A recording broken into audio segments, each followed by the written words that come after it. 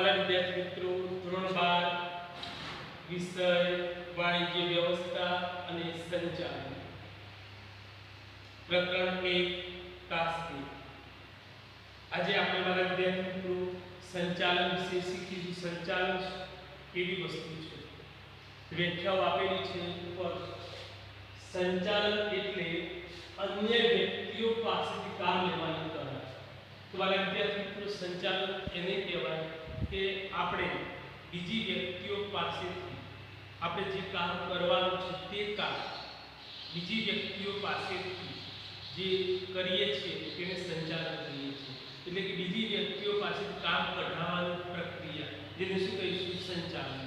બીજી વ્યાખ્યા ઓછામાં ઓછા સમય અને ખર્ચે ઉપલબ્ધ સાધન સગવડોનો શ્રેષ્ઠ ઉપયોગ કરીને એકમના નિર્ધારિત ધ્યેયને સિદ્ધ કરવાના કાર્યને સંચાલન કહે છે। તો વાલા વિદ્યાર્થી મિત્રો કોઈપણ કાર્યનો કોઈપણ ધ્યેય નક્કી કરેલ હોય તે ધ્યેયને સિદ્ધ કરવા માટે સૌપ્રથમ પહેલા ઓછામાં ઓછો હોવો જોઈએ। વધુ તમે સમય લો તો સાધનો બગાડ થશે। ઓછા સમય અને ખર્ચે વાલા વિદ્યાર્થી મિત્રો જે વસ્તુ તમે ઉત્પાદન કરો તેનું ખર્ચનું પ્રમાણ ઓછામાં ઓછું થાય તે પ્રયત્ન કરવો જોઈએ। કારણ કે જ્યારે બજારમાં વેચવા જઈએ છીએ ત્યારે હરીફ વસ્તુઓના ભાવ આપણા કરતા નીચા હોય તો આપણી વસ્તુ ગ્રાહક ખરીદશે નહીં।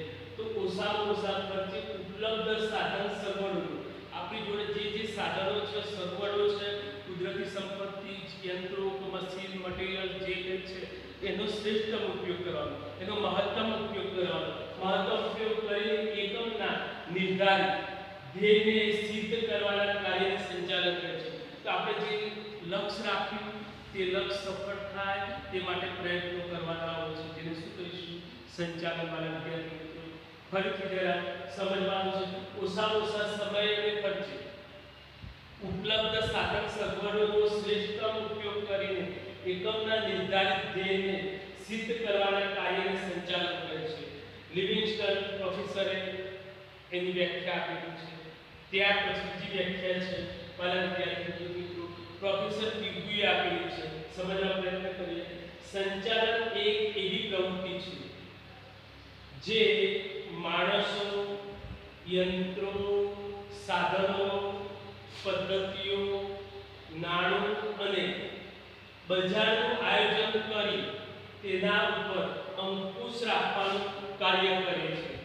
તે માનવ પ્રયત્નોને નેતાગીરી સંકલન અને માર્ગદર્શન પૂરું પાડે છે જેથી એકમના ઈચ્છિત ધ્યેયોને હાંસલ કરી શકાય છે। વાલા વિદ્યાર્થીઓ બહુ સરસ સમજ આપી છે।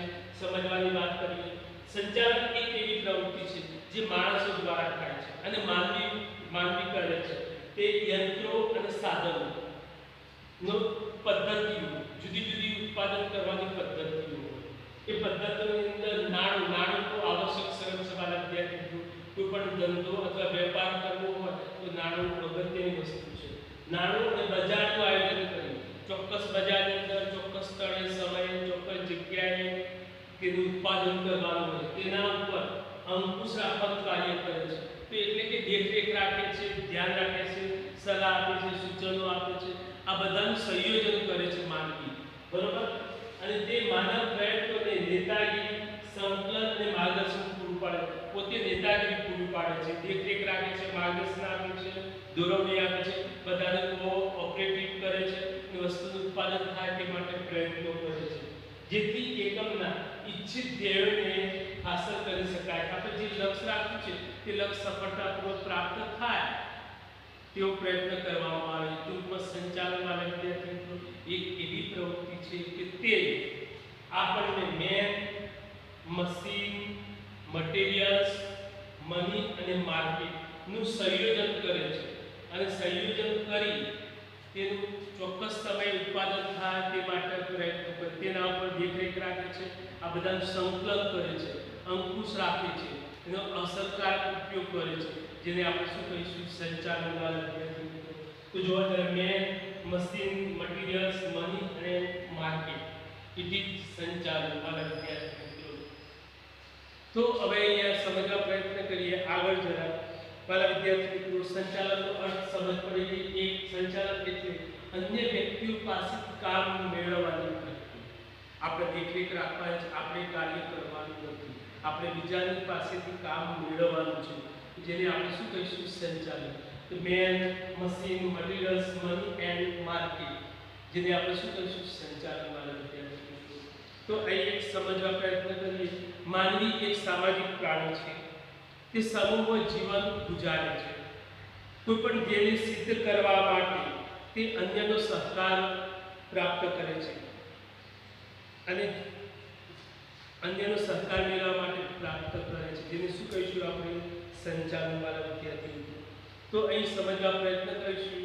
સંચાલનનું સ્વરૂપની વાત કરીએ છીએ, જેને આપણે શું કહીશું? સંચાલનની લાક્ષણિકતાઓ. વાળા વિદ્યાર્થી મિત્રો, તો સંચાલન એક સર્વવ્યાપી પ્રવૃત્તિ છે. કોઈ પણ પ્રવૃત્તિ તમે કરો, એ તમામ પ્રવૃત્તિ હોય, તમામ પ્રવૃત્તિઓની અંદર સંચાલન જોવા મળે છે. કારણ કે ઔદ્યોગિક ક્ષેત્ર હોય, સામાજિક ક્ષેત્ર હોય, ધાર્મિક હોય કે લશ્કરી હોય કે શૈક્ષણિક હોય, કોઈ પણ પ્રવૃત્તિ હોય, એ પ્રવૃત્તિની અંદર સંચાલન કેવી છે? સર્વવ્યાપી પ્રવૃત્તિ છે. નંબર 2, હેતુલક્ષી પ્રવૃત્તિ.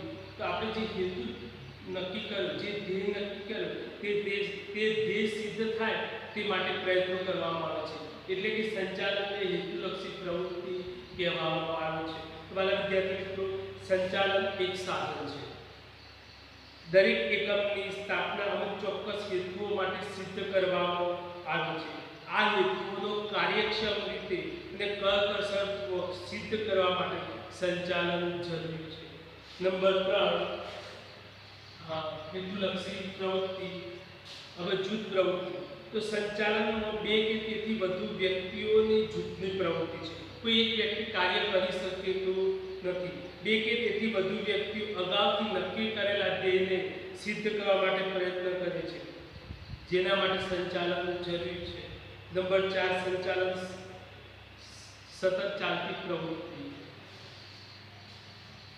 તો આ વિદ્યાર્થી મિત્રો, સંચાલન એક સતત ચાલતી પ્રવૃત્તિ છે. સંચાલન એક સતત ચાલતી પ્રવૃત્તિ છે. એક વખત એકમ શરૂ કર્યા પછી એને બંધ કરી શકાતી નથી. સંચાલન ધ્યેયલક્ષી છે, પરંતુ ધ્યેય સિદ્ધ થતો તે પ્રક્રિયા બંધ થતી નથી. નવા ધ્યેય, નવા લક્ષ્યાંકો, નવા શિખરો હાંસલ કરવાના હોય છે. એટલે કે સંચાલન એ સતત ચાલતી પ્રવૃત્તિ છે. નંબર 5, સંચાલન માનવીય પ્રવૃત્તિ છે. તો વાલા વિદ્યાર્થી મિત્રો, સંચાલન સર્વવ્યાપી છે. સર્વવ્યાપી છે એટલે તમામ પ્રવૃત્તિ માનવજાતને લગતી પ્રવૃત્તિઓ પૂરતું મર્યાદિત છે. સંચાલનમાં માનવ તત્વ મહત્વનું સ્થાન ધરાવે છે. માનવી વિના ઉત્પાદન શક્ય થઈ શકતું નથી. તો સંચાલન માનવી માટે થાય છે. સંચાલન માનવી દ્વારા થાય છે અને માનવ માટે માનવી દ્વારા અને માનવીથી થાય છે સંચાલન. એટલે કે સંચાલન એ માનવીય પ્રવૃત્તિ છે. તો નિર્ણય પ્રક્રિયા, કોઈ પણ નિર્ણય લેવો હોય તે નિર્ણય પ્રક્રિયાની અંદર સંચાલન મહત્વનું કાર્ય કરે છે. સંચાલન કરતા સંચાલકે સતત નિર્ણય લેવા પડે. કોઈ પણ નિર્ણય લેવો હોય તો એને ધ્યાન રાખવું પડે છે અને યોગ્ય અને અસરકારક નિર્ણય હોવો જરૂરી છે. તો નિર્ણય લીધા બાદ સંચાલકો દ્વારા તેનો અમલ થાય તે અંગેની કાર્યવાહી કરવી પડે છે. આમ નિર્ણય પ્રક્રિયા એ સંચાલનનું એક અંગ છે. વાલા વિદ્યાર્થી છેલ્લે વિજ્ઞાન, કળા અને વ્યવસાય. તો વાલા વિદ્યાર્થી મિત્રો, વિજ્ઞાનની અંદર જે ચોક્કસ નિયમો હોય, ચોક્કસ ધ્યેય હોય, તે ધ્યેયને આપણે અનુસરવું પડે છે. તેમ સંચાલનની અંદર ચોક્કસ નિયમ હોય છે, ચોક્કસ ધ્યેય હોય છે અને તે ધ્યેય સિદ્ધ કરવા માટેના પ્રયત્નો કરવામાં આવે છે. વિજ્ઞાનની કલા છે, તેમ સંચાલન પણ એક કળા છે આપણી માનવીની અંદર. તો માનવી એ કલાને સફળતાપૂર્વક પાર પાડી શકવા માટેના પ્રયત્નો કરે છે. તો વાલા વિદ્યાર્થી, વ્યવસાય પણ કહી શકાય. આધુનિક એકમનું સંચાલન તાલીમ પામેલા નિષ્ણાત સંચાલકો વર્ગને સોંપાઈ રહ્યું છે. આધુનિક સમયની ડૉક્ટર, વકીલ, એન્જિનિયર, એકાઉન્ટન્ટ આ જેમ સંચાલન પણ એક સર્વવ્યાપી પ્રવૃત્તિ છે. આ બધાથી સ્પષ્ટ થાય છે કે સંચાલન એક વ્યવસાય છે. વાલા વિદ્યાર્થી પૂર્ણ. હવે ત્યાર સંચાલન મહત્વ. તો મારા વિદ્યાર્થી મિત્રો, સંચાલન દરેક ક્ષેત્રમાં જરૂરી છે. કોઈપણ ક્ષેત્રની અંદર તમે જશો, સામાજિક, શૈક્ષણિક, ધાર્મિક, આર્થિક તમામ પ્રવૃત્તિની અંદર સંચાલન હોવું જરૂરી છે. બેંકની અંદર જઈએ ત્યાં બેંકનો મેનેજર તેનો વહીવટ રાખે, દેખરેખ રાખે, ધ્યાન રાખે, પ્રવૃત્તિ રાખે. આપણું ઘર હોય, કુટુંબ હોય, સમાજ હોય, સમાજની અંદર વડો હોય, ઘરનો વડીલ હોય તે આપણું ધ્યાન રાખે. તેમ શાળા હોય તો શાળાની અંદર જવાબદારી શાળાની આચાર્યની છે. તેમ સંચાલન એ દરેક ક્ષેત્રમાં જરૂરી છે. કોઈ પણ ક્ષેત્રની અંદર આપણે પ્રવેશ કરીએ જોઈએ તો સંચાલન એ સર્વવ્યાપક છે, દરેક ક્ષેત્રમાં જરૂરી છે. નંબર 2, સાધનોનો ઇષ્ટતમ ઉપયોગ. તો વાલા વિદ્યાર્થી મિત્રો, સંચાલનને લીધે એકમના ઉપલબ્ધ સાધનો જેવા કે ઉત્પાદનના સાધનો, જમીન, મૂડી, શ્રમ, આ ત્રણ વસ્તુઓનો ઇષ્ટતમ ઉપયોગ કરીને એકમની અંદર ઉત્પાદન થાય તે માટે પ્રયત્ન કરવામાં આવે છે. એટલે સાધનોનો ઇષ્ટતમ ઉપયોગ કરવામાં આવે છે. ધ્યેય સિદ્ધિ. તો વાલા વિદ્યાર્થી મિત્રો, ધંધાકીય એકમના ધ્યેયની સિદ્ધિ માટે સંચાલન એક અનિવાર્ય અંગ છે. સંચાલનને લીધે સાધનોનો શ્રેષ્ઠ ઉપયોગ શક્ય બને છે. તેથી એકમના ધ્યેયને સિદ્ધ કરવા માટે પ્રયત્ન કરવામાં આવે છે. નંબર 4, ધંધાની સફળતા માટે કોઈ પણ એકમની અંદર એની સફળતા ત્યારે જ હાંસલ કરી શકાય જેનું સંચાલન સારું હોય. વાલા વિદ્યાર્થી મિત્રો, સંચાલક એટલે દેખરેખ રાખે છે, ધ્યાન રાખે છે, સાધનોનો ઇષ્ટતમ ઉપયોગ કરે છે, દોરવણી આપે છે, માર્ગદર્શન આપે છે, એનો ઉપયોગ કરે છે, અસરકારક અંકુશ રાખે છે. તો વાલા વિદ્યાર્થી મિત્રો, કોઈ પણ ધંધાની સફળતા મેળવવા માટે એનું સંચાલન, એનું લીડર્સ, મેન બોસ, એનું કાર્ય કેવું છે, બહુ ઉપયોગી છે. વાલા વિદ્યાર્થી મિત્રો, રોજગારની તકોમાં વધારો. તો સંચાલન એ રોજગારની તકોમાં વધારો કરે છે. વાલા વિદ્યાર્થી મિત્રો, જો સંચાલક કાર્યદક્ષ હોય તો કંપની સ્વરૂપનો વિકાસ થાય. જો સંચાલન સારું હોય તો ધીમે ધીમે કંપની સ્વરૂપનો વિકાસ થાય. કંપની અમુક અદ્રશ્ય કૃત્રિમ વ્યક્તિ છે જે કાયદા દ્વારા અસ્તિત્વમાં આવે.